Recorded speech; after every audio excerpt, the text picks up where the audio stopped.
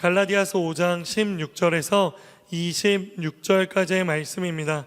갈라디아서 5장 16절부터 26절까지의 말씀을 저와 여러분이 한 절씩 읽도록 하겠습니다. 내가 또 말합니다. 여러분은 성령을 따라 행하십시오. 그러면 결코 육체의 욕망을 채우려고 하지 않게 될 것입니다. 육체의 욕망은 성령을 거스르고 성령의 욕망은 육체를 거스릅니다. 이 둘은 서로 상반되기 때문에 여러분이 원하는 것들을 할 수 없게 합니다. 그러나 만일 여러분이 성령의 인도를 받는다면 여러분은 율법 아래에 있지 않습니다. 육체의 일들은 명백합니다. 곧 음행과 더러움과 방종과 우상숭배와 마술과 원수 맺음과 다툼과 시기와 분노와 이기심과 분열과 분파와 질투와 술취함과 방탕과 또 이와 같은 것들입니다. 내가 전에 경고한 것처럼 지금도 경고합니다. 이런 일을 행하는 사람들은 하나님 나라를 상속받지 못할 것입니다. 그러나 성령의 열매는 사랑과 기쁨과 화평과 오래 참음과 친절과 선함과 신실함과 온유와 절제입니다. 이런 것들을 금지할 율법은 그리스도 예수께 속한 사람들은 육체와 함께 그 정욕과 욕망을 십자가에 못 박았습니다. 만일 우리가 성령으로 산다면 또한 성령을 따라 함께 읽겠습니다. 헛된 영광을 구해 서로 노엽게 하거나 질투하지 않도록 합시다. 아멘. 이 말씀을 가지고 이서진 목사님께서 말씀을 전해주시겠습니다. 할렐루야. 사랑하는 여러분, 하나님의 은혜와 성령의 충만함이 여러분과 함께 있기를 예수님의 이름으로 축복합니다. 오늘 이 밤에 기도에 동맥경화 증상과 같이 막혀있는 기도의 현장 중에 계신 분이 계시다면 기도의 문이 열리고 또 예수 그리스도의 말씀이 들리는 여러분의 영적인 혈관과 여러분의 영적인 귀가 열리는 시간 되기를 예수님의 이름으로 축복합니다.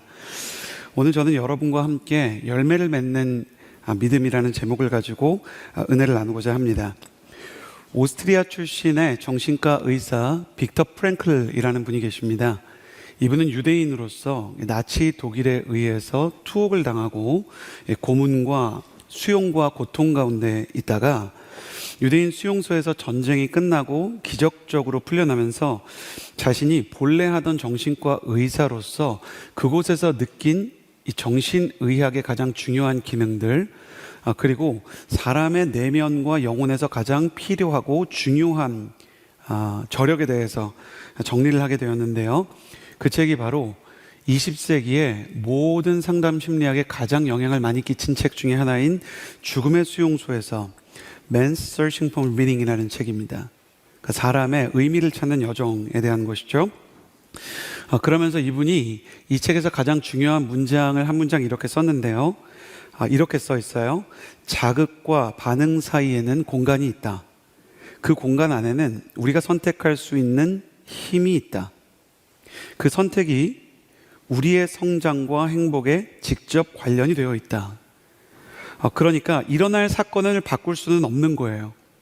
그런데 그 사건에 대해서 우리가 반응하고 해석할 때 그 반응과 해석에 대해서는 나의 선택과 나의 성숙함이 영향을 끼치게 된다는 것입니다. 사람이 어떤 태도를 가지고 있는지, 또 일어난 사건에 대해서 어떻게 그 문제를 해석하고 바라보는지, 또 그 문제에 어떻게 반응하는지가 그 사람이 겪는 상황보다 때로는 더 중요하다라는 것입니다. 우리가 하나님 앞에 기도할 때 하나님께서는 어쩌면 우리 인생에 일어난 일들을 좋은 길로, 또 축복된 길로, 사람들이 좋아할 만한 길로 바꿔주실 때가 있습니다. 그러나 본질적으로 하나님께서 바꿔주시는 것은 우리에게 일어난 사건이 아니라 우리에게 그 사건이 다가왔을 때 우리가 그 사건을 대하는 태도를 바꿔주실 때가 있다는 것입니다. 잠언 4장 23절의 말씀을 같이 한번 읽어보았으면 좋겠는데요. 잠언 4장 23절입니다. 함께 읽겠습니다. 시작. 무엇보다도 내 마음을 지켜라. 내 마음은 생명의 샘이 흘러나오기 때문이다. 여기서 너의 마음을 지켜라 라는 말이요, 원어로 너의 반응과 태도를 지켜라와 같은 말입니다. 우리에게 다가온 문제와 상황을 우리가 일일이 컨트롤할 수 없지만 그 문제와 상황과 그리고 내가 처해 있는 환경에 대해서 어떤 관점을 가지고 바라보고 또 어떻게 내 마음의 태도를 결정할지는 내가 하나님 앞에서 점검하고 결정해야 되는 것이고, 마음에서 생명의 샘이 흘러나오기 때문이다 라는 구절은 그 태도와 그 반응에 따라 행복의 근원이 달라지게 되어 있다라는 이야기입니다. 여러분, 사람이 반응이 무너지면 사실 죽은 것입니다. 눈은 빛에 반응할 수 있어야 하고, 귀는 소리에 반응할 수 있어야 하고, 폐는 공기에 반응해야 하는 것입니다. 모세와 이스라엘 백성을 보면 같이 광야를 살아가고 어려운 환경 속에 있었는데, 이스라엘 백성은 계속해서 환경에 반응을 해요. 그런데 모세는 계속해서 그 환경 속에서 하나님께 반응을 합니다. 여러분의 인생 가운데 화요 성령 집회까지 여러분의 발걸음이 옮겨졌다면, 여러분의 마음에 가장 중요한 갈망과 그 마음보다 더 깊숙한 곳에 있는 영혼은 하나님이 원하시는 태도와 하나님이 원하시는 관점을 가지기 원하는 그 갈망이 있는 거예요. 그 갈망이 실제로 여러분에게 이루어져서 여러분이 이전에 보던 것들과 다른 것들을 볼 수 있는 영적인 시야가 열리게 되기를 예수님의 이름으로 축복합니다. 여러분이 이전에 듣는 것과 다른 것을 듣게 되는 하나님의 사람이 되기를 예수님의 이름으로 축복합니다. 여러분이 이전에 가졌던 마음과 다른 마음을 가지게 되는 하나님의 사람이 되기를 바랍니다. 그래서 모세처럼 똑같이 광야를 살아가는 옆 사람들과 세상 사람들, 또 교회 사람들조차 탄식하며 원망하며 좌절하며 낙심하고 있을 때, 그들과 다르게 살아계신 하나님을 붙잡고 인생의 밑바닥과 같은 광야에서도 오르막길을 만들어낼 수 있는 사람, 하나님을 향해 나아갈 수 있는 사람, 하나님께 반응하는 사람 되기를 예수님의 이름으로 축복합니다. 그렇다면 그렇게 살아가기 위해서 어떤 노하우가 있을까? 오늘 이 자극과 반응 사이에서 열매를 맺기 위해 우리가 가질 수 있는 이 반응과 태도의 노하우를 함께 나눠보고자 합니다. 16절에서 18절까지의 말씀을 함께 읽겠습니다. 16절에서 18절 시작. 내가 또 말합니다. 여러분은 성령을 따라 행하십시오. 그러면 결코 육체의 욕망을 채우려고 하지 않게 될 것입니다. 육체의 욕망은 성령을 거스르고 성령의 욕망은 육체를 거스릅니다. 이 둘은 서로 상반되기 때문에 여러분이 원하는 것들을 할 수 없게 합니다. 그러나 만일 여러분이 성령의 인도를 받는다면 여러분은 율법 아래 있지 않습니다.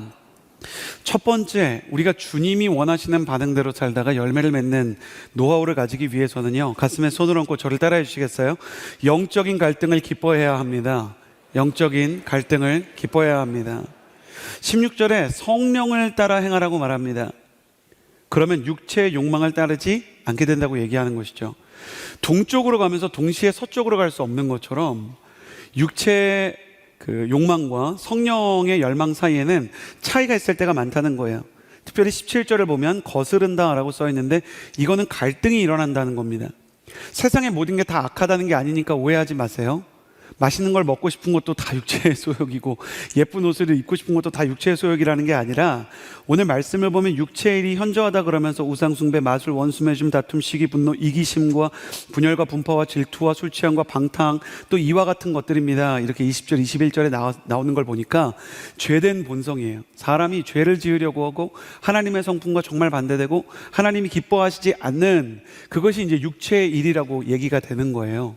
성경에서 육신을 긍정적으로 얘기할 때는 먹는 거, 자는 거, 혹은 돈을 버는 거, 일하는 거, 이런 거는 긍정적으로 얘기해요.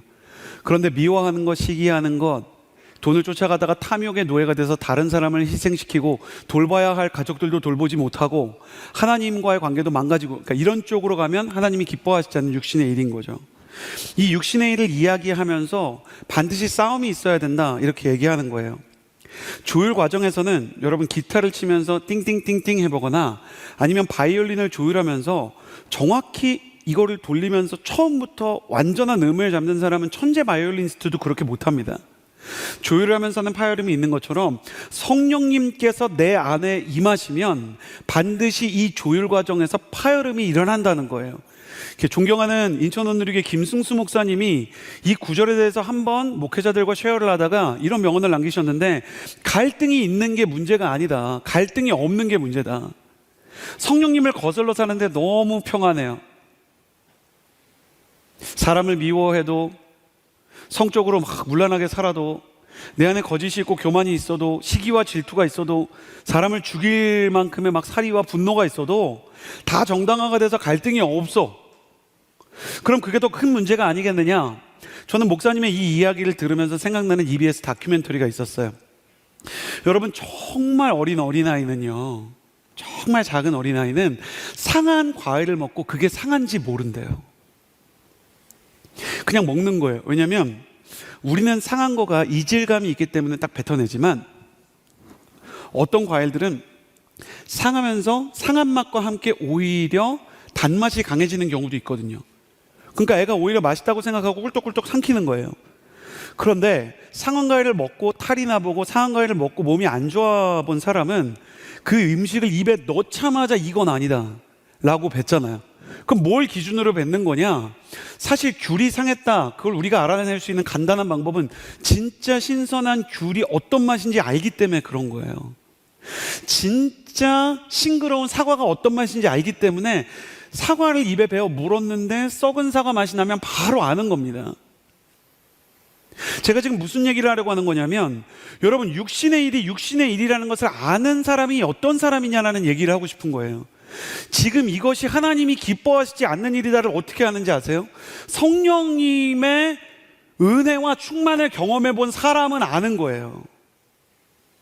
성령님이 주신 은혜의 감각이 있는 사람, 성령님이 하루라도 진정한 사랑을 내 안에 주신 경험을 경험해 본 사람, 한 번이라도 내 안에 내 인생의 원수에 대한 분노와 사람에 대한 미움과 리더에 대한 질투와 도전의식과 반항심이 있었는데 성령께서 그걸 잠재워 주신 경험이 있으면, 그 사람은 성령님이 전에 하신 일을 기반으로 이게 이상하다는 걸 깨닫게 되는 거예요. 제가 지금 무슨 얘기를 하려는지 아시겠어요? 여러분, 이 이질감이 여러분의 인생에 있으셔야 합니다. 여러분이 뭔가 하나님이 기뻐하시지 않는 일이 여러분의 마음 가운데 찾아오면, 하나님이 기뻐하시지 않는 감정이 찾아오면, 상한 사과가 입에 들어간 것 같이 이건 아니다 싶은 게 느껴져야 된다는 거예요. 그러기 위해서 뭘 해야 되겠어요? 여호와의 선하심을 맛보아 알아야 하는 것입니다. 그래서 여러분, 은혜 받는 것은 너무 소중한 일이고요, 성령께서 나의 자아를 죽여주시는 경험을 하는 것도 너무 중요한 거예요. 이 시대가 왜 사사기처럼 자기 소견에 옳은 대로 하는가? 물론 세대가 포스트 모더니즘이죠. 물론 세대가 예전보다 더 문란해질 수 있죠. 근데 그건 그리스 시대부터 했던 얘기잖아요. 본질적인 문제는 그게 아닙니다. 성령의 충만을 경험해보지 못한 거예요. 진짜 은혜에 다가봐 보지 못한 거예요. 여러분, 이질감이 느껴지지 않으면 하나님 앞에 그 문제에 대해서 억울하고 원통하고 분한 심정으로 외쳐야 합니다. 주님, 저에게도 성령 충만의 맛을 보여주옵소서. 주님, 저에게도 진짜 은혜가 무엇인지 깨닫게 하여 주옵소서. 사랑하는 여러분, 오늘 여러분이 기도하고 오늘 여러분이 주님 앞으로 나아갈 때 성령님이 원하시는 것이 무엇이고 그분의 은혜가 얼마나 소중한지를 경험하게 되기를 예수님의 이름으로 축복합니다. 그래서 존 파이퍼 목사님이 스스로를 일컬어 나는 헤도니스트다, 희락주의자다라고 얘기했어요. 주님이 주신 은혜가 너무 기쁘기 때문에, 이게 너무 재밌기 때문에 일종의 오타쿠 같은 거예요. 일종의 히키코모리 같은 거예요. 애니메이션이 너무 좋아서 귀멸의 칼날을 보고, 또 진격의 거인을 보고, 원나블, 원피스, 나루토, 블리치를 보면서 어떻게 이렇게 많이 하냐고 물어보지 마시고요.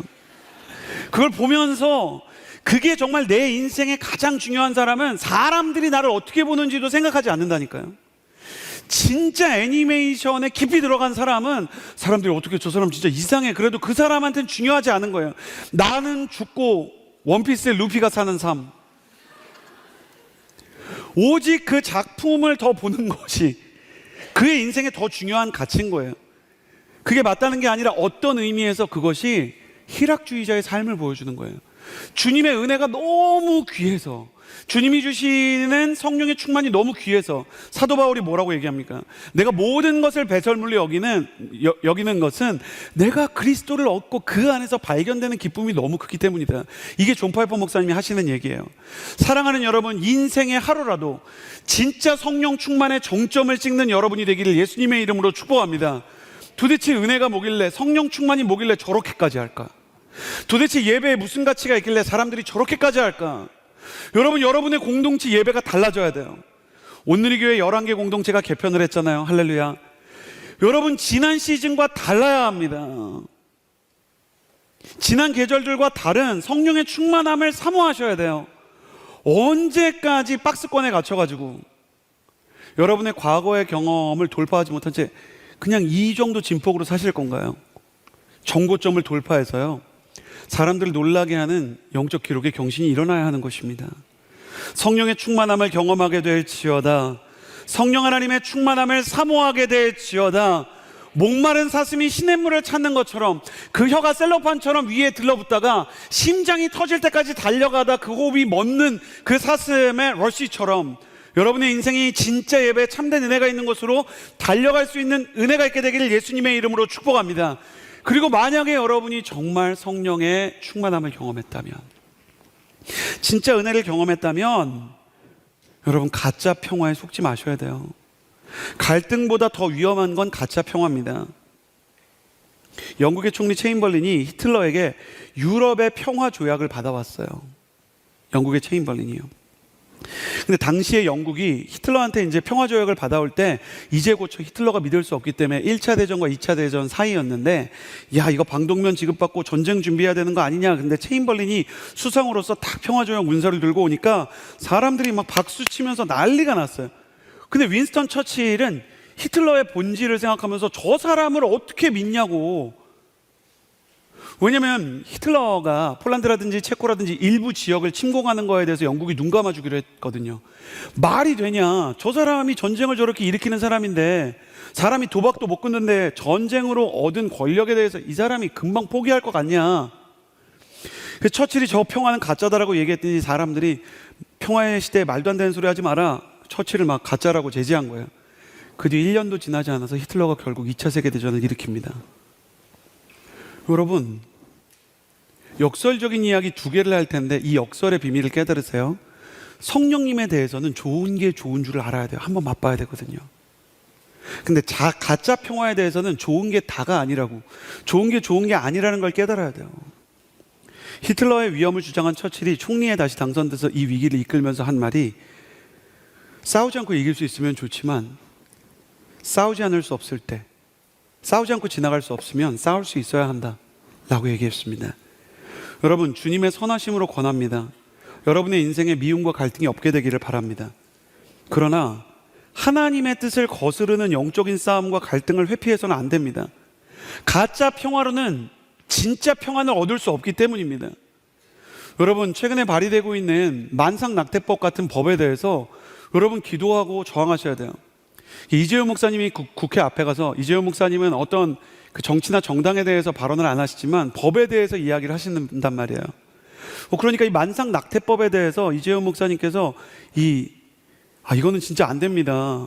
산모도 위험하고 그리고 태아도 위험하고, 어떤 분들은 여성 인권의 관점에서 이걸 찬성하지만 죽는 사람의 절반은 또 여자잖아요.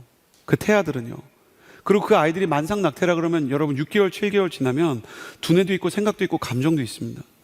그럼 그 아이들이 그렇게 되는 거 안 됩니다. 베이비박스에 차라리 위탁을 하더라도 이거는 하나님이 정말 기뻐하실 수 없는 일이고 우리가 물러설 수 없는 일입니다. 여러분, 근데 우리가 그 문제에 대해서 관심을 가지지 않고 함께 기도해 주지 않으면 목사님 너무 외로운 거죠. 그 모세와 이스라엘 백성 같은 시대가 되어서는 안 되는 거잖아요.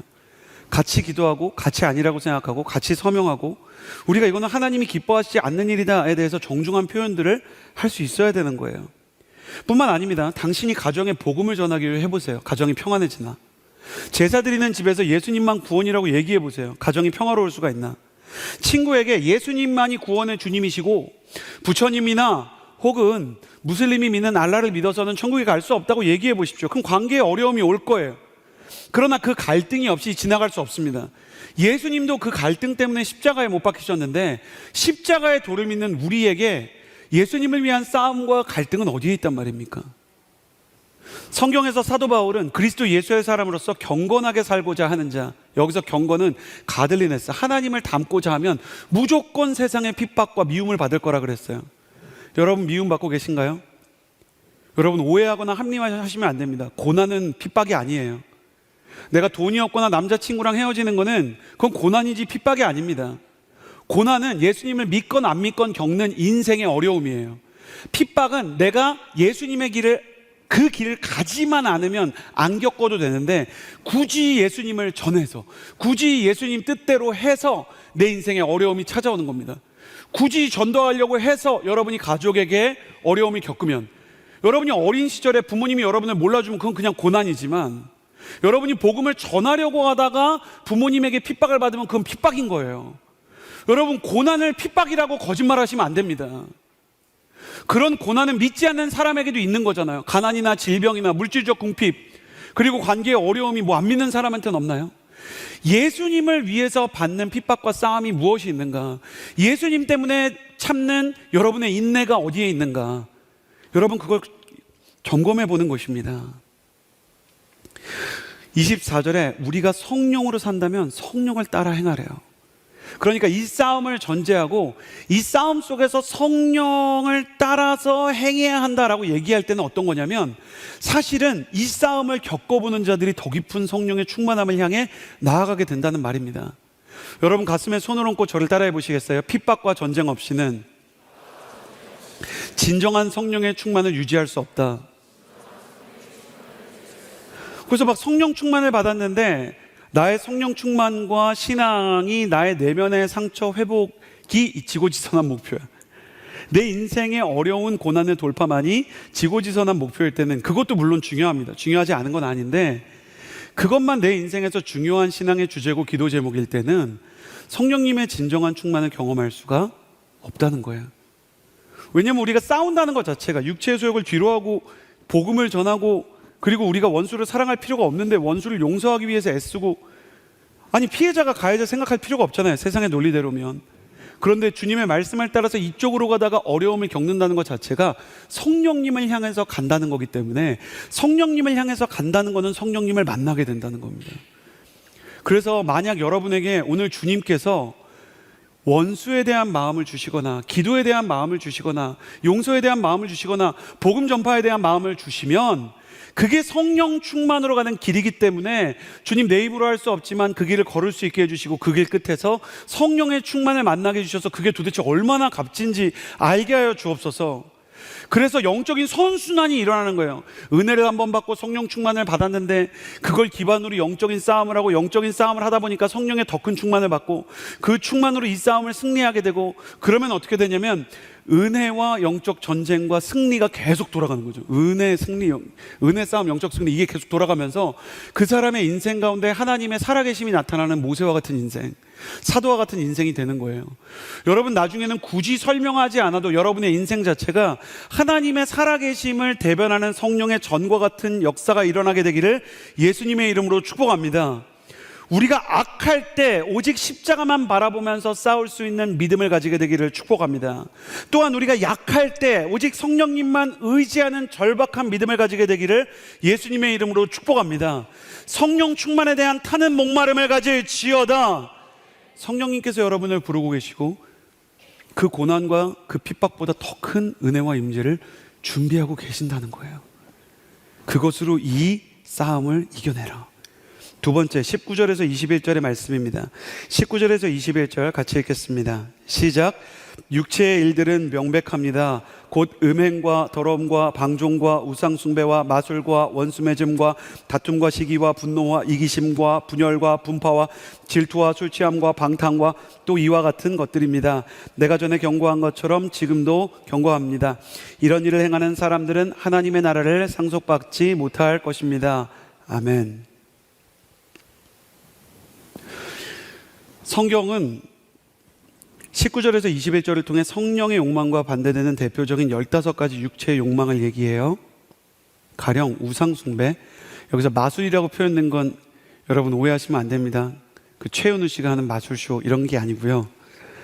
종교적인 주술의 의미가 있는 굿이나 귀신의 은사들을 얘기하는 거예요. 귀신의 은사라고 얘기하니까 좀 그러네요. 귀신의 어떤 특이한 일들을 얘기하는 거예요. 그리고 원수 맺는 것, 다툼, 시기, 분노, 이기심, 분열, 수많은 것들이 있는데, 왜 성경이 성령의 열매를 얘기하기 전에 육신의 열매를 먼저 얘기하냐? 우리 안에서 이것들이 혹시 있으면 지금 하나님께로 달려가야 한다. 약간 어떤 거냐면요, 제가 요즘에 유튜브 채널을 보니까 유튜브 채널에서 이런 증상이 있으면 빨리 병원 가보세요 이런 게 많아졌더라고요. 너무너무 슬펐던 건 영상 5개를 이 설교를 위해서 봤는데 3가지에 해당돼서 내일 제가 병원에 가야 되더라고요. 그러니까 이런 증상이 있으면 꼭 가보세요 이런 게 있는 거예요. 그러니까 증상을 통해서 당신의 영혼이 지금 하나님이 기뻐하시는 상태에 있습니다. 조금 더 이 질병을 가지고 비유해 보면 우리가 요즘에 독감이 또 유행이라 고열나고 미각에 좀 에러가 있고 기침이나 가슴 아픈 그 흉통, 체스트 페인이 있으면 우리가 가서 이제 검사를 하잖아요. 그러면 이제 질병이 드러나죠. 그러면서 병은 증상을 고치는 게 아니라 질병을 고쳐요. 그러니까 너한테 이런 일이 있다면 우리는 회개를 할 때 저를 보시겠어요? 여러분 이걸 잘 이해하셔야 됩니다. 자, 의사들은 기침이 있으면 기침 완화제를 주지만 근본적인 병을 고치려고 하는 게 무슨 의미인지 아시겠죠? 어떤 사람이 얼굴에 황변이 있는데 알고 봤더니 암 때문이면 황변을 고치려고 이렇게 파운데이션을 막 발라주는 게 아니라 암을 고치는 것처럼 증상이 보여주는 질병 뿌리를 고치잖아요. 회개라는 거는 어떤 거냐면 우리한테 미움이라든지 여기 지금 나오는 막 우상숭배라든지 술 취함과 방탕과 뭐 이런 것들이 있어요. 여러분 여기 술 취함 있는 것도 기억하셔서 순장 여러분 물어보시는 분들께 여기 이거 써 있다고 꼭 얘기해 주세요. 이러한 것들이 있으면 사실은 내가 성령님과 멀어진 겁니다 라고 진단을 하기 위해서 자가키트를 만들어 준 거예요. 성품의 이상 증상이 나타나면 영혼이 병이 든 것이 아닌지 점검해 볼 필요가 있다는 거죠. 우리의 내면 가운데 막 분노 같은 게 찾아오면 성령님과의 관계가 끊어져 있다는 거예요. 배터리에 용량이 없는 거죠. 성경이 이렇게 얘기하는 거예요. 이런 사람들은 하나님 나라를 상속받지 못한다. 왜 이렇게 얘기하냐면 이 행동을 하면 천국에 못 간다. 그건 율법이에요. 그게 아니라 이러한 행동이 계속된다면 그러면 하나님과의 관계가 끊어지기 때문에 사실상 끊어진 것이기 때문에 하나님과의 관계를 점검해 보라는 의미로 하나님 나라를 상속받지 못한다는 얘기를 하는 거예요. 멀어지다가 믿음 다 잃고 예수님과 끊어진 사람 된다. 근데 우리가 이런 때가 뭐 한두 번인가요? 여러분 보통 미워하면 뭐 한 30분 미워하세요? 그게 아니잖아요. 막 정말 내 마음속에 이거 주님이 기뻐하시지 않는 감정이야 라는 마음이 드는데 그럼 미움이 지워져야 되는데 주님이 기뻐하시지 않는 마음이야가 지워지고 이게 남죠. 그래서 정말 이 그만 미워하고 싶은데 그만 미워해야지 하고 기도하다가 그때 그 자식이 한 말이 하나 더 떠올라서 더 미워하고 그러면서 하루 미워하고 3일 미워하고 일주일 미워하고 한 달 미워하고 저 사람은 저런 사람이야 단정 짓고 교만하고 그런 내 자신에게 절망하고 난 쓰레기야 이제 나도 미워하고 그러면서 계속 이제 악순환이 들면서 우리한테 어떤 때가 있냐면 돌아가기엔 너무 멀리 왔다 싶은 때가 있어요. 너무 멀리 왔다. 내가 왜 이럴까? 미움만 그런 게 아니죠. 사람에 대해서 나쁜 사람이라고 말했는데 나중에 알고 보니까 나쁜 사람이 아니에요. 근데 그 사람 그런 사람 아니더라 라고 말하는 게 머쓱한 때가 있고 문제아인 중고등학생만 모은 캠프에 옛날에 제가 대학생 때 가보니까 공부하기엔 너무 늦었다고 애들이 얘기하더라고요. 인터넷 도박을 하는 청년들과 상담을 해보니까 본전을 찾아야 된다고 멈출 수가 없대요. 다 되돌아오기에는 너무 멀리 왔다고 얘기해요. 하나님과의 관계도 돌아가기에는 너무 멀리 왔다는 느낌이 들 때가 있는 거죠. 잠깐 세상에서 놀다가 하나님 잠깐만 다녀올게요. 그러고 집을 나갔는데 탕자가 돼버린 거예요. 그래서 돼지 쥐엄 나무 열매를 먹는데 한국인은 돼지 쥐엄 나무 열매를 먹으면서도 저는 약간 착한 마음이 있다고 생각해요. 돌아가는 건 아버지께 못할 짓인 것 같아. 돼지 쥐엄 나무 열매를 먹으면서 그냥 사는 게 맞는 것 같아. 그래서 내가 돼지인지 사람인지 모를 때까지 계속 먹는 거예요, 진짜. 근데 도저히 더 이상 견딜 수 없다. 하나님이 그립다라고 생각을 하는데도 돌아갈 수 없을 때, 사람들은 돌아가기에는 너무 멀리 왔다 싶을 때, 늦었다고 생각하는 때는 진짜 늦은 때다라고 한다는데 하나님은 어떻게 생각하실까? 돌아가기에 멀리 간 사람이 하나 생각났어요. 말씀을 준비하다가. 창세기의 야곱이죠. 야곱은 위기에 강한 신앙입니다. 팥죽 한 그릇에 장자권을 빼앗겨서 분노한 형 에서가 죽이려고 쫓아올 때 야곱이 달아나다가 벳엘에서 하나님을 만나요. 이 벳엘이란 이름이 야곱이 그 땅에 붙인 이름이에요. 벳은 무엇 무엇의 집, 엘은 하나님. 여기가 하나님의 집이구나라고 이름을 붙인 겁니다. 그러면서 하나님이 저를 보호해 주시면 여기 와서 예배드리겠습니다 라고 하나님께 약속을 해요. 그리고 나서 도망을 계속 가서 라반한테 갔는데 자기보다 더 교활하고 자기보다 더 사기꾼이고, 지금으로 치면 사장님 나빠요예요. 임금을 안 줘요. 7년 동안. 그래서 열심히 더 일했는데 14년을 거의 안 줘요. 그러니까 먹고 살기는 해줘요. 숙식은 해결해줘. 근데 여기가 무슨 캄보디아 강제 수용소도 아니고, 친척이 이 사람이 약점이 있다는 이유로 에서한테 나가면 죽잖아, 내가 너 보호해 주는 거야, 보호세 명목으로 이 사람을 노예처럼 막 괴롭히는 거예요. 근데 하나님께서 마지막에 야곱이 자기 몫을 찾게 해주시고 라반과도 굿바이를 할 수 있게 해줘요. 그러면서 자기가 이제 새로운 일가를 이루려고 땅을 찾아 여기저기 돌아다니는데 에서가 지근거리에서 자기를 향해서 오고 있다는 소식을 들어요. 14년이 지났지만 형 에서는 무서운 사람이거든요. 마동석은 14년 뒤에도 마동석 씨일 거예요. 그러니까 무서운 사람이고, 제가 마동석 씨에게 원한을 샀다고 생각해 보니까 무섭더라고요. 그럼 범죄도시의 빌런이 제가 되는 거잖아요. 왠지 한 대 맞으면 막 문 뚫고 나갈 것 같잖아요. 에서가 그런 사람인데 자기를 향해서 온다. 그러니까 하나님을 붙들고 밤새 씨름을 하죠. 위기에 강해요.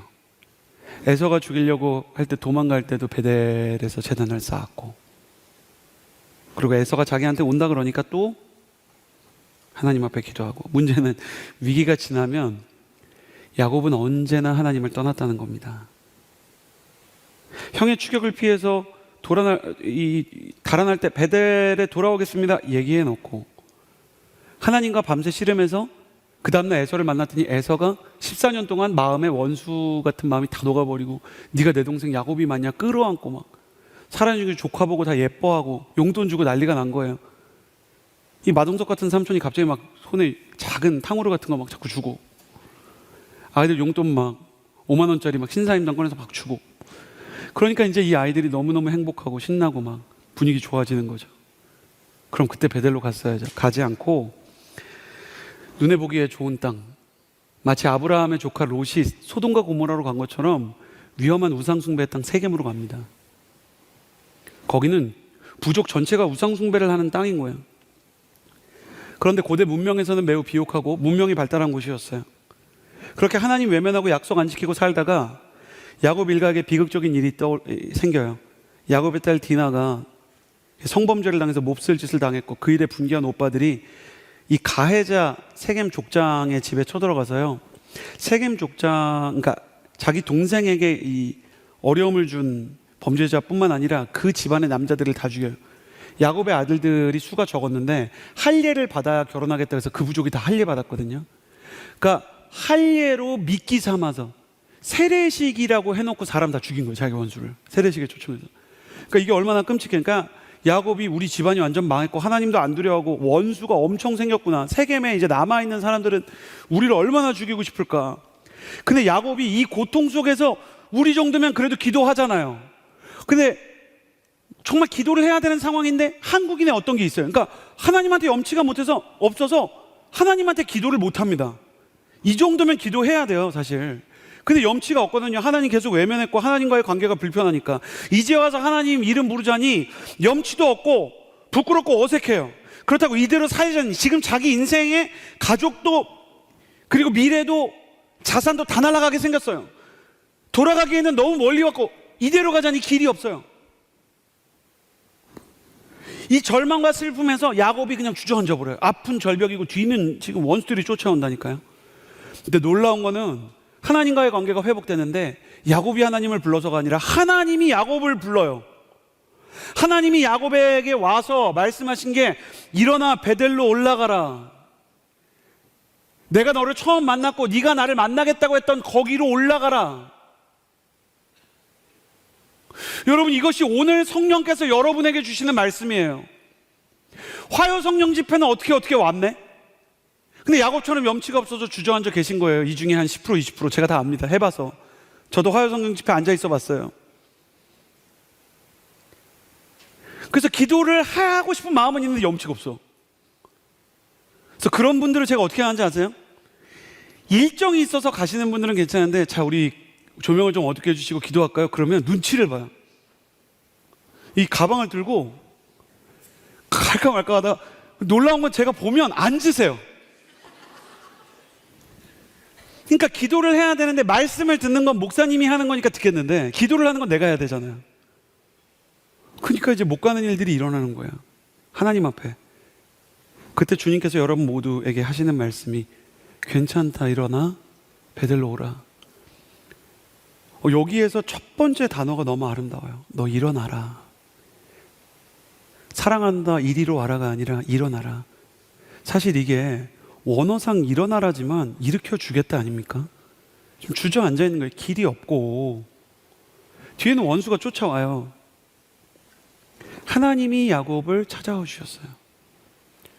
성령 하나님, 오늘 이 자리에 사단의 정죄와 자신의 실패와 죄로 인해 기도할 염치가 나지 않고 기도할 용기가 나지 않는 사람들이 있다면 주님, 그들에게 이 시간 말씀하여 주옵소서. 사랑하는 내 아들아 내 딸아 일어나 베들로 오라. 말씀하여 주시고 초청하여 주시고 기도하고 사실 주님이 그립다라고 말할 수 있는 영혼의 힘이 생기게 하여 주옵소서. 여러분에게 다시 기도할 힘, 다시 주님께로 나아갈 힘이 있게 되기를 바랍니다. 신앙생활에서 가장 큰 오해는 하나님이 나와 비슷할 것이다. 나라면 용서 안 해. 그러니까 나도 하나님한테 용서를 구할 수 없다. 나라면 저거 진짜 다시는 얼굴 안 봐. 하나님도 내 얼굴 보기 싫으시겠지. 하나님의 사랑과 용서는 나와 차원이 달라요. 신앙생활에서 되게 중요한 건 하나님이 나와 굉장히 다르시다는 겁니다. 여러분, 하나님께서 여러분의 인생 가운데 정말 여러분의 영혼이 망가진 것에 대해 말씀하시나요? 하나님이 여러분의 인생에 지금 여기 나온 갈라디아서의 이 미움과 악독과 시기와 우상숭배 같은 걸 지적하시나요? 하나님이 여러분을 미워하시는 게 아니에요. 제가 몇 년 전에 축구를 하다가 허리를 다쳤어요. 근데 누구랑 부딪힌 것도 아니고, 그리고 누가 저한테 태클을 건 것도 아니고 부끄럽게 혼자 공을 들고 뛰다가 혼자 허리를 다쳤어요. 그리고 그런 다음에 이게 안 펴지는 거예요. 계속. 그래갖고 죄송합니다 이러고 가는데 노트르담들 꼭파리처럼 이렇게 계속 꼽추가 된 거예요. 그래가지고 너무 아픈데 남자들은 운동할 때 자존심이 중요하잖아요. 그러니까 차라리 누가 태클해서 다쳤으면 이렇게 좀 덜 그럴 텐데 혼자 다치니까 몸보다 마음이 더 아프더라고요. 그래서 빨리 여길 떠야 되겠다.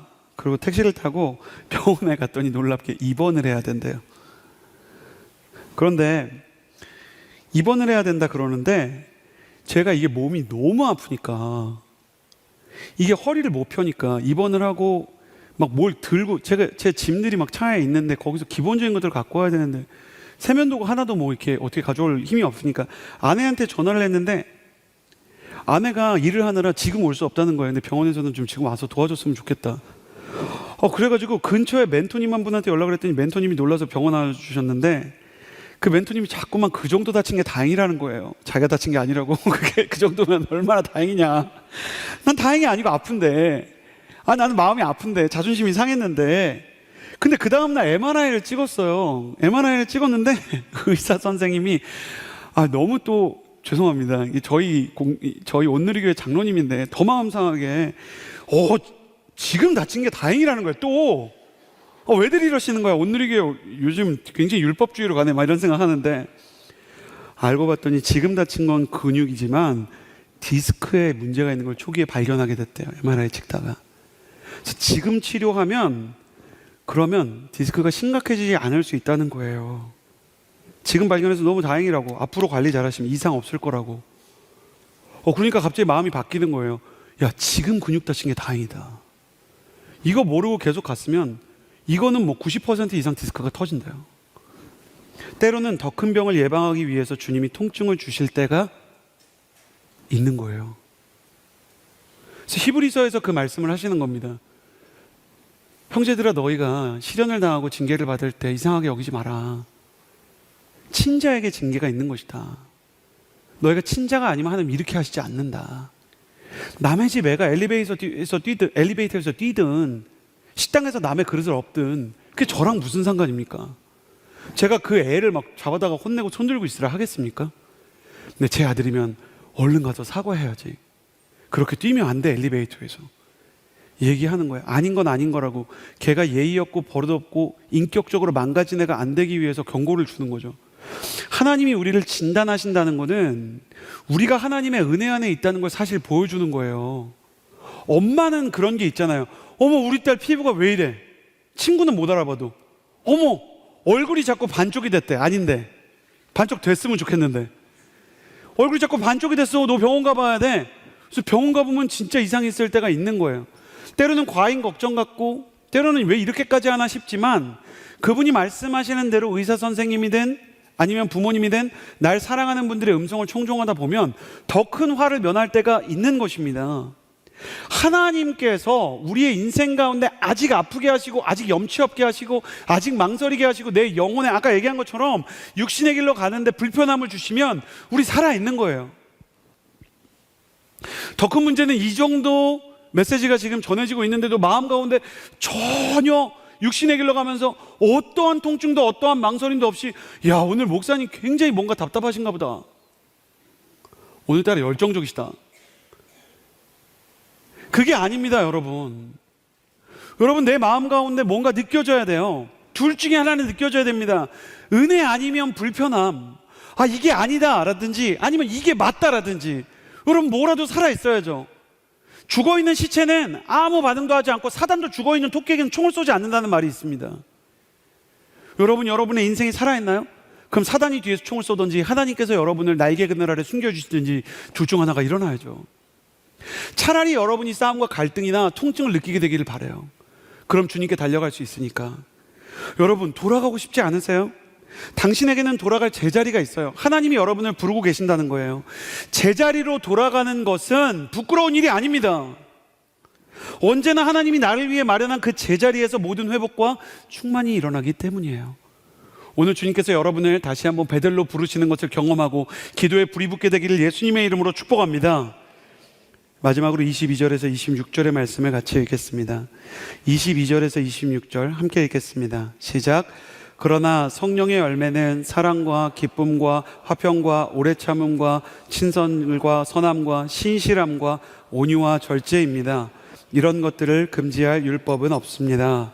그리스도 예수께 속한 사람들은 십자가에 못 박았습니다. 만일 우리가 성령으로 산다면 또한 성령을 따라 행합시다. 헛된 영광을 구해 서로 노엽게 하거나 질투하지 않도록 합시다. 자, 우리 인생에 하나님이 기뻐하시는 반응과 태도를 쌓아나가 끝내 열매를 맺으려면 첫째, 영적인 갈등을 받아들여야 된다고 얘기했고요. 진단이 오히려 회복의 시작이라는 이야기를 방금 나눴어요. 세 번째입니다. 저를 따라 주시겠어요? 영적인 시간을 쌓아가야 합니다. 영적인 시간을 쌓아가야 합니다. 갈라디아서는 육체의 소욕과 성령의 소욕을 싸움을 지나서 성령님을 따라가다 보면 반드시 성령의 열매가 맺힌대요. 성령의 열매. 예수님은 농사를 통해 영적인 걸 많이 가르쳐 주셨어요. 가령 알곡과 가라지, 그리고 씨 뿌리는 자의 비유, 또 겨자씨의 비유와 같이, 포도나무의 비유 같이 그 농사를 통해서 많은 걸 말씀하셨는데, 이 농사에는 공통된 메커니즘이 있어요. 농사의 공통된 메커니즘은 예나 지금이나 어떤 열매라도 하루아침에 맺힐 수는 없다는 것입니다. 아무리 우수한 품종의 씨를 심는다고 해도 오늘 심고 내일 나는 열매는 없어요. 열매는 시간의 흐름에 의해 서서히 맺히게 되는 것이죠. 성령의 열매는 사실 인격이잖아요. 사랑과 기쁨과 화평과 오래 참음과 자비와 양선과 충성과 온유와 절제의 9가지 열매인데, 이 모두가 예수님의 성품이죠. 예수님의 성품을 닮아가는 것은 너무 당연한 얘기지만 좋은 쪽이든 나쁜 쪽이든 예수님의 인격을 닮아가는 것에는 반드시 시간이 걸립니다. 여러분, 여기에 성령 충만의 은사와 열매의 차이가 있어요. 여러분, 은사라는 것은 한순간에 이렇게 우리를 찾아옵니다. 예를 들어 성령님께서 딱 이렇게 임하셔서 방언을 얘기할 때 한순간에 말하게 됐잖아요. 조금씩 말하게 된 게 아니에요. ABCD를 배우고 이렇게 그 다음에 한 게 아니고, 그 다음에 어느 날 베드로와 요한이 성전 미문에 있는 안진뱅이를 일으킬 때 그것도 어느 날 갑자기 안진뱅이의 손을 잡아서 예수 그리스도의 이름으로 명하노니 일어나 걸으라 그랬더니 이 안진뱅이가 3주에 걸쳐 일어난 게 아니잖아요. 이 안진뱅이가 한순간에 일어나게 됐죠. 은사는 그렇게 임해요. 그런데 성령의 성품은 열매처럼 오랜 시간에 걸쳐서 만들어지기 때문에 반드시 시간이 필요하다는 거예요. 사랑하는 사람이 사랑을 쌓아가고 결혼을 결정하는데도 시간이 필요한 것처럼 온유한 사람이 되는데도 시간이 필요해요. 저번에 말씀드렸지만 제가 이걸 몰라서 너무 온유하고 겸손하고 싶은 거예요. 여기서 특정 교육자 이름을 얘기해서 좀 그렇지만 제가 고등부 때부터 저와 같은 학년에서 동문 수학한 온누리교회 명문 파워웨이브 동기가 있어요. 그 친구가 누구냐면 지금 온누리교회 예배 본부장을 맡고 계시는 장동원 목사님입니다. 저와 학년이 같고 저와 같이 그 고등부를 다녔고 그리고 그때 담당 교역자도 예나 지금이나 한결같으신 강보 목사님이셨어요. 근데 이분이 너무너무 그 장동원 목사님이 너무너무 겸손하고 온유한 거예요. 정말 착했어요. 근데 제가 그런 분에 대한 좀 경외감이 있거든요. 나랑 너무 다르니까. 그래서 고등부에 사람이 많기도 해서 좀 이렇게 어색하고 서먹한 관계가 많기도 했는데 굳이 다가가 놓고도 같은 학년인데 존댓말 했어요. 안녕하세요 형제님, 오늘도 싱어 섬기시나요? 그럼 네, 막 이렇게 얘기하고. 너무 억울한 건 저는 고민하다 존댓말 했는데 상대방은 뭐 망설이지도 않고 너무 인격적으로 존댓말하고. 지금도 한 번도 말을 놔본 적이 없어요. 앞으로도 없을 것 같아요. 너무 부러운 거예요. 그래서 제가 기도하면서 하나님 저도 온유한 마음을 달라, 겸손한 마음을 달라. 고등부 때도 기도하고 대학부 때도 기도했죠. 그러면서 뭐라 그랬어요 제가? 오늘 달라, 당장 달라, 지금 달라. 그게 온유한 마음이 아니잖아요. 그 자체가 말이 안 되잖아요. 저는 사실 그때 저 자신이 견딜 수 없이 한심했던 것 같아요. 근데 오늘 말씀을 보면서 느끼는 거는 지금 내 안에 충분한 사랑이 없고 내 안이 온유하지 않아도 낙심할 필요가 없다는 거예요. 왜냐하면 농부는 항상 주님이시거든요.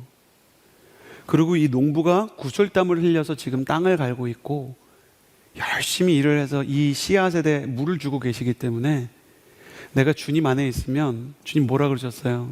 나는 나무고 너희는 가지고 아버지는 농부시다. 너희가 내 안에 있으면 그러면 열매를 맺게 될 것이다. 나만 보면 실망을 느낄 수밖에 없지만 농부이신 아버지와 나무이신 예수님을 보면 소망이 생기는 거예요. 그래서 신앙도 인생도 경주가 아니라 완주입니다. 빨리 가지 못해도 제대로 가고 있다면 괜찮은 거예요. 그래서 이 5장 말씀에 이어서 6장에 우리가 선한 일을 하다가 낙심하지 맙시다. 포기하지 않으면 때가 이르러 거두게 될 것입니다. 여기서 낙심이라는 단어는 떨어질 낙의 마음심, 빨리 포기하는 마음이라는 뜻이 있죠. 마음이 추락하는 거예요. 우리가 실패할 수 있고 우리가 하나님이 보시기에도 내 자신이 보시기에도 기대 이하일 수 있고 나 자신이 한심할 수 있지만 실패는 할 수 있어도 포기는 하지 않는 것이 믿음입니다. 이렇게 말할 수 있어요. 믿음도 실패를 해요. 그러나 믿음은 포기하지 않는 것이에요. 믿음을 가진 사람도 가다가 넘어져요. 그러나 믿음은 다시 일어나는 힘인 거예요. 제가 다시 야곱을 생각하면서 야곱이 베델을 향해서 나아간다는 장면이 저한테는 굉장히 중요하게 느껴졌어요. 왜냐하면 베델은 야곱이 베델을 떠난 지 14년이 지나도 그 자리에 있잖아요. 여러분이 5년 뒤가 되어도 이곳은 서빙고일 거고 부산은 부산일 거예요. 내비게이션을 켜고 가다 보면 잘못된 경로로 들어갈 때가 있지만 목적지는 거기 있잖아요. 목적지가 실망해서 떠나진 않는단 말이에요. 성령의 열매의 목적지는 그 자리에 있고 성령께서는 경로를 재탐색해서 우리가 그 길로 갈 수 있도록 하시는 거예요. 그렇게 살고 싶다면 우리가 믿음을 주님께 드리는 시간을 계속 가져야 돼요. 시간만 지난다고 열매가 맺히는 건 아니고 성령의 열매를 맺는 거니까 성령의 열매를 맺으려면 성령님과 함께하는 시간을 보내는 거죠. 성령님과 함께하는 제일 쉬운 방법은 예배를 드리는 것이고 하나님의 말씀을 듣고 그 예배 가운데 찬송을 하고 기도를 하는 예배의 순간을 지켜가는 거예요. 꼭 화요 성령 집회가 아니더라도 개인적으로 하나님을 생각하고 하나님께 예배하는 경건의 시간, 그 구별된 시간이 쌓이면 그 시간에 의해 성령의 계절을 지나며 성령의 열매를 맺게 되는 겁니다. 성령의 열매를 맺는 사람이 되고 싶다면 지금부터 그 시간을 쌓아갑시다. 여러분의 인생 가운데 끝내 그 아름다운 열매가 맺히기를 바랍니다. 그래서 이 시간에 여러분 믿음을 표현하는 제일 좋은 방법을 생각해 보니까, 여러분 기도는 못해도 제 경험상 같이 찬양하는 건 좀 더 오히려 쉽게 하더라고요. 근데 여러분 그거 아세요? 찬양을 하면 다윗의 시대부터 악한 영과 귀신과 육신의 일들이 떠나기 시작한 기록들이 있어요. 찬양은 가장 큰 무기이며 찬양은 우리 마음을 주께로 향하는 가장 큰 힘입니다. 그래서 이 시간에 나는 베들로 돌아가고 싶습니다. 성령님과 시간을 보내고 싶습니다. 그 마음을 담아서 찬양 한 곡 하기를 원합니다. 주님을 예배하는 것이란 찬양인데 함께 노래합시다.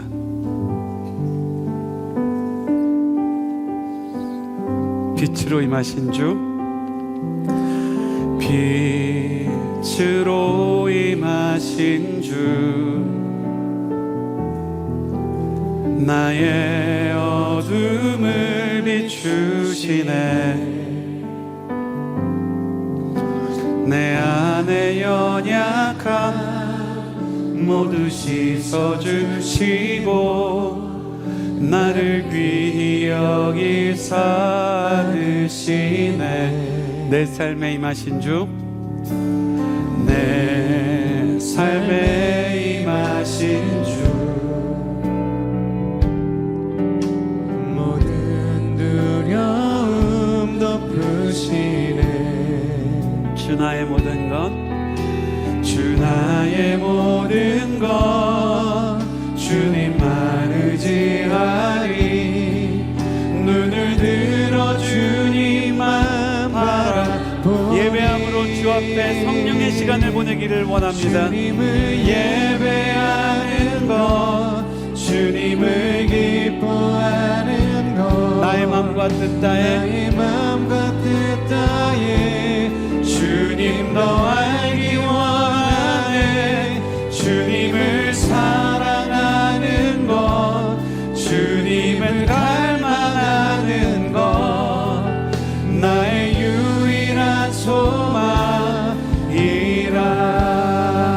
내 삶에 임하신 주, 내 삶에 임하신 주, 모든 두려움을 덮으시는 주님,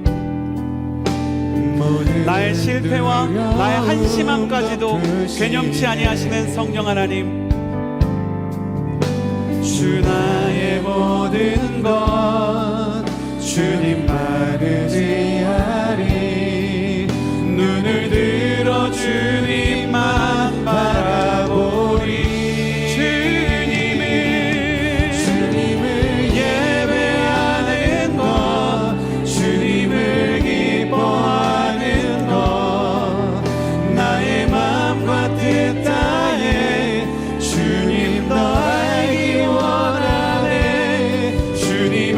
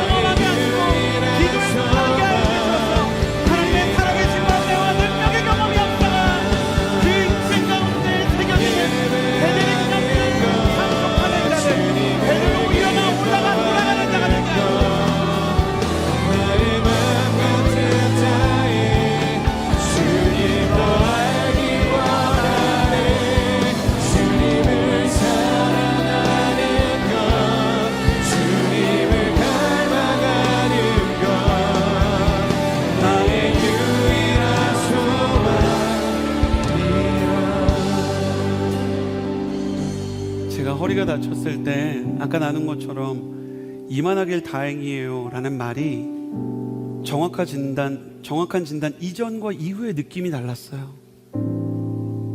여러분, 우리 인생의 부대낌과 우리 인생에 왜 이런 일이 내게 일어나서 나에게 창피하지? 라고 생각하는 그 감정들이 성령님의 임재와 정확한 진단 이후에는 정말 그만하길 다행인 순간이 되는 거예요. 여러분, 이 고통 속에서 주님의 치유를 경험할 수 있다면, 이 아픔 속에서 주님의 진단을 통해 성령의 충만에 다가갈 수 있다면, 이 고통 속에 살아계신 하나님의 성령의 역사를 경험할 수 있다면, 고통스럽고 때로는 수치스러울지언정 오히려 그 일이 나의 영광이 되고 오히려 나의 인생에서 나의 아픔이 하나님을 만나는 통로가 될 것입니다. 여러분, 이 고난이 허비되지 않게 하세요. 이 고난과 이 아픔이 여러분의 인생 가운데 낭비되지 않게 하세요. 주님을 만나고 성령님께 부르짖는 계기가 되게 하여 주옵소서. 나의 죄를 깨닫고 회복되는 계기가 되게 하여 주옵소서. 그래서 날 그만하길 다행이다라는 말이 눈물 섞인 나의 감격의 고백이 되게 하여 주옵소서. 주여, 한번 부르짖고 기도하며 나아갑니다. 주여, 하나님 아버지, 이 고통이 낭비되지 않게 하소서. 이 아픔이 허비되지 않게 하소서. 하나님, 제가 찢어진 근육을 통해 뼈와 관절의 심각한 문제를 종기에 관리할 수 있었듯이 주님, 우리가 차라리 지금 아파서, 차라리 지금 고통스러워서 주님이 원하시는 길로 갈 수 있게 되기를 원합니다.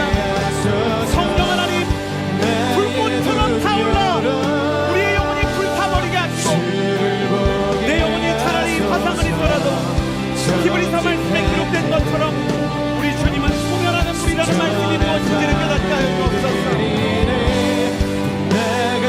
성령의 역사와 하나님, 주님의 거룩한 성령이 우리 각 사람의 영혼을 정화시키게 되는 일곱 번 단련한 풀무에 연단되는 처럼 좋게 하시고 빛나게 하소서.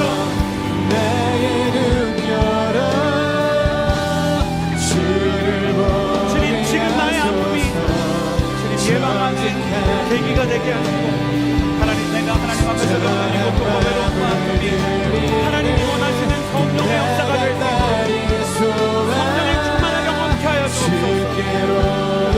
성령님 임하여 주옵소서. 성령님 임하여 주옵소서. 차라리 지금 아프게 하시고, 차라리 지금 나의 죄를 깨닫게 하시고, 차라리 지금 나의 육체의 소욕이 부대껴지는 역사가 있게 하여 주옵소서. 죽은 사람은 음식을 먹고 체하지 않습니다.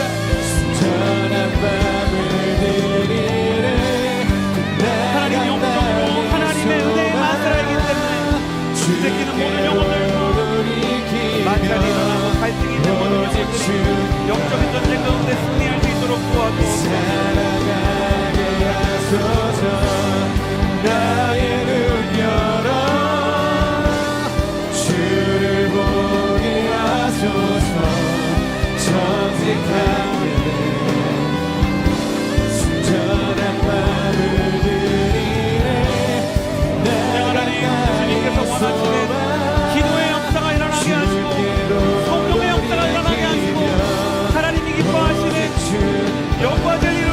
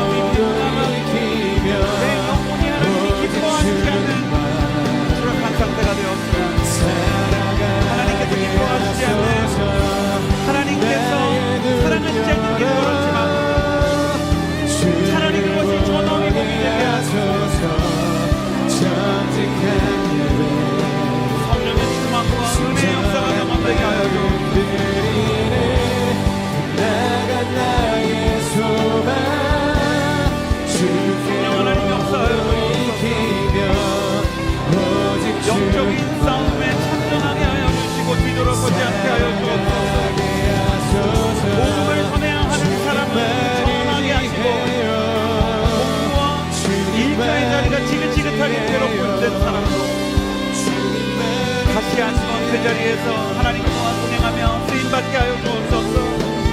성령께서 기뻐하시는 아름다운 일들과 주님을 의지하며 나아가 끝내 승리한 하나님의 사람이 될 수 있도록